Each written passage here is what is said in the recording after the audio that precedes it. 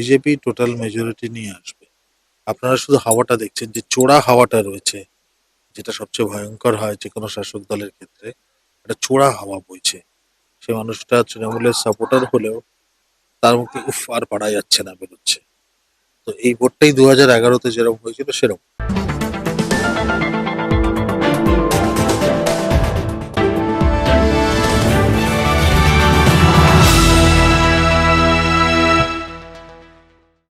Tollywood ইন্ডাস্ট্রির বর্তমান অবস্থা থেকে বিজেপির নির্বাচনের সম্ভাবনা, সবটা নিয়েই কথা বললেন অভিনেতা সুমন ব্যানার্জি। কথা বললেন নওশাদ হুমায়ুনের সমর্থন নেওয়ার প্রসঙ্গেও। চলুন শুনে নেওয়া যাক।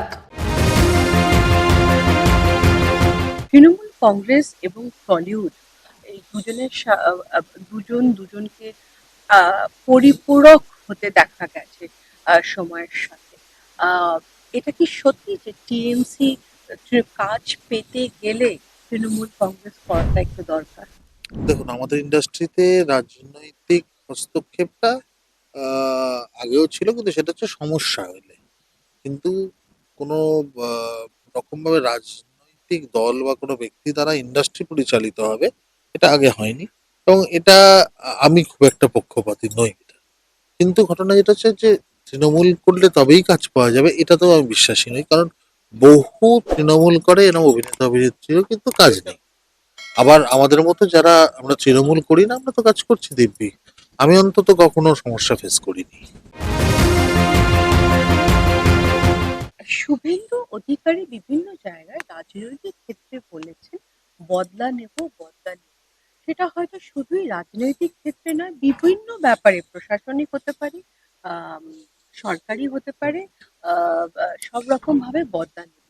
ওই দিক থেকে যদি দেখি, তাহলে যারা টলিউডের বড় বড় নামেরা, মিমি চক্রবর্তী থেকে শুরু করে, নুসরাত জাহান থেকে শুরু করে, রাজ চক্রবর্তী থেকে শুরু করে, তৃণমূল খুব সক্রিয়ভাবে একটা সময় করেছিল এবং করছে, তাহলে কালকে বিজেপি এলে কি এদের এগেনস্টে স্টেপ নেওয়া হবে, বা এদেরকে কোনোভাবে আহ কর্নার করে দেওয়া হবে বলে আপনার মানে কি বক্তব্য এ ব্যাপারে? এরকম কোনো প্রশ্নই ওঠে না। যখন আমি কালচারাল কনভেনার ছিলাম, আমি রীতিমতো প্রেস কনফারেন্স করে বলেছিলাম এই কথাটা খুব পরিষ্কার করে, যে বিজেপি যদি ক্ষমতায় আসে, বিজেপির ফিল্ম ইন্ডাস্ট্রি বা অন্যান্য ক্ষেত্রে, শিল্পের ক্ষেত্রে আমাদের কোনো ইন্টারফারেন্স থাকবে না। তার দুটো কারণ: এক হচ্ছে আমাদের কোনো শ্রমিক ইউনিয়ন নেই, বিজেপির কোনো শ্রমিক ইউনিয়ন নেই। দ্বিতীয় হচ্ছে ইন্ডাস্ট্রি বা শিল্পের মতো চলবে, তাতে কোনো রাজনৈতিক হস্তক্ষেপ হবে না। হ্যাঁ, যদি কখনো কোনো সমস্যা হয়, এই আমাদের ইন্ডাস্ট্রির তরফ থেকে বা অন্যান্য ক্রিয়েটিভ ইন্ডাস্ট্রির তরফ থেকে কোনো সাহায্যের জন্য আসা হয়, তো ডেফিনেটলি আমরা হাত বাড়াবো, আবার আমরা পাশে থাকবো। কিন্তু ইন্ডাস্ট্রিতে কোনো রাজনৈতিক রং থাকবে না। কালকের দিনে বিজেপি যদি সরকার গঠন করে, আপনি কি মানে অভিনয়টা আহ, যেভাবে এখন অ্যাক্টিভলি পার্সু করছেন সেভাবেই পার্সু করবেন, নাকি সিনে ফেডারেশন এরকম ধরনের সংগঠনের হেড হয়ে সক্রিয়ভাবে রাজনীতি করবেন? দেখুন, আমি 96 থেকে ইন্ডাস্ট্রিতে আছি, আমি 99 থেকে অভিনয় করি, 2026 এখন। এত বছরেও আমি কোনোদিন আর্টিস্ট ফোরামের কোনো পদের জন্য কোনো ইলেকশনেও লড়িনি, আমি হতেও চাইনি। তার একটাই কারণ,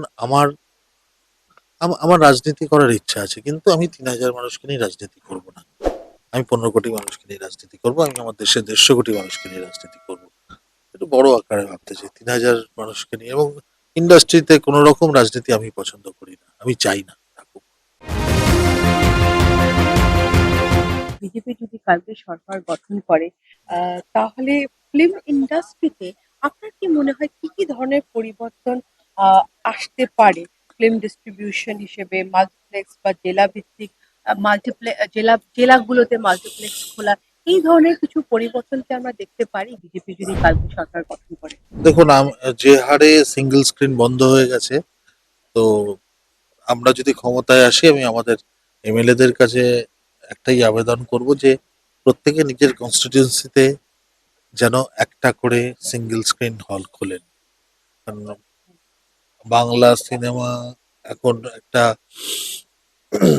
আইনক্স বা অন্যান্য ওরম ধরনের সিনেমা হলে গিয়ে দেখতে গেলে মিনিমাম 1,000-1,200 টাকা, ফ্যামিলি নিয়ে গেলে তো 2,000 টাকা খরচ হয়। তো সেইটা সবার পক্ষে দেখা সম্ভব নয় বলে অনেক মানুষ দেখার ইচ্ছে থাকলেও অনেক সিনেমা দেখতে যেতে পারেন না বা পিছিয়ে পড়েন। তো সেই জায়গাটা আমি চাই আবার আবার আগে ছোটবেলায় দেখতাম টেম্পো ম্যাটারোর, এখন বাচ্চা হাতি হতে পারে। বাচ্চা হাতি করে লোকে আসুক, বাংলা সিনেমা দেখুক। তো সেক্ষেত্রে আহ, যদি প্রত্যেক কনস্টিটিউয়েন্সিতে যদি সবাই লড়ে করে একটা সিনেমা হল দাঁড় করানো যায়, তাহলে সিনেমা হলের সংখ্যাগুলো বাড়তে পারে। কারণ সিনেমা হলের সংখ্যা কমতে কমতে যেখানে এসে দাঁড়িয়েছে, আগামী দিনটা সত্যি খুব আশঙ্কার। পশ্চিমবাংলায় প্রথমবারের জন্য একটা বদলের হাওয়া দেখা যাচ্ছে। আহ, আপনার মতে কি বিজেপি টোটাল মেজরিটি নিয়ে সরকার গঠন করতে পারবে 2026-এ? 200% বিজেপি টোটাল মেজরিটি নিয়ে আসবে। আপনারা শুধু হাওয়াটা দেখছেন, যে চোরা হাওয়াটা রয়েছে, যেটা সবচেয়ে ভয়ঙ্কর হয় যে কোনো শাসক দলের ক্ষেত্রে, একটা চোরা হাওয়া বইছে। সে মানুষটা তৃণমূলের সাপোর্টার হলেও তার মুখে উফ আর পারা যাচ্ছে না বেরোচ্ছে। তো এই ভোটটাই 2011-তে যেরকম হয়েছিল সেরকম।